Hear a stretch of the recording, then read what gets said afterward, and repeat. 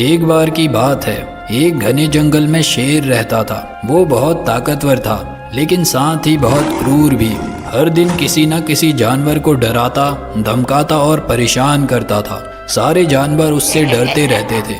एक दिन जब शेर अपने शिकार की तलाश में जंगल में घूम रहा था, अचानक उसके पैर एक जाल में फंस गए। अरे ये क्या हो गया? शेर गरजा, लेकिन जितना निकलने की कोशिश करता वो और फंसता चला गया।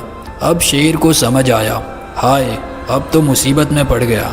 थोड़ी देर बाद वहां से एक छोटा सा हिरन गुजर रहा था। शेर ने देखा और बोला, ओ छोटे हिरन, प्लीज मेरी मदद करो, मुझे इस जाल से निकाल दो। हिरन थोड़ा डर गया। शेर राजा, आप तो हमेशा सबको डराते हैं, अगर मैंने आपको छोड़ा तो आप हमें फिर परेशान करेंगे।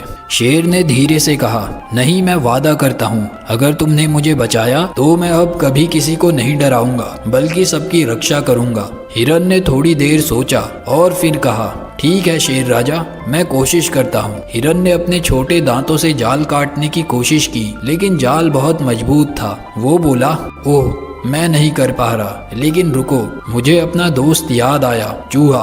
वो अपने दांतों से कुछ भी काट सकता है। हिरन तुरंत भागा और अपने दोस्त चूहे के पास पहुंचा।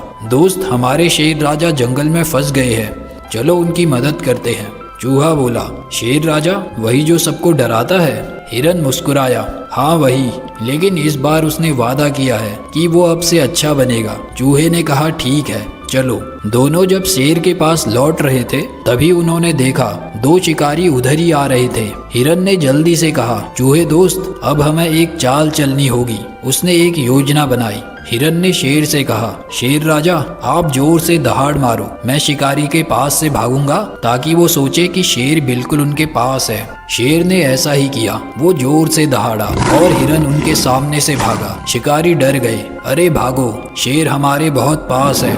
और दोनों अपनी जान बचाकर जंगल से भाग गए। अब रास्ता साफ था। चूहा जल्दी से आगे बढ़ा और अपने तेज दांतों से जाल काट दिया और शेर आजाद हो गया। शेर बहुत खुश हुआ। वो बोला, धन्यवाद मेरे छोटे दोस्तों, आज तुमने मुझे दिखाया कि ताकत से नहीं, मिलजुल कर काम करने से ही असली जीत मिलती है। उस दिन के बाद से शेर बदल गया। अब वो सबकी रक्षा करता है और जंगल में शांति और दोस्ती लौट आई।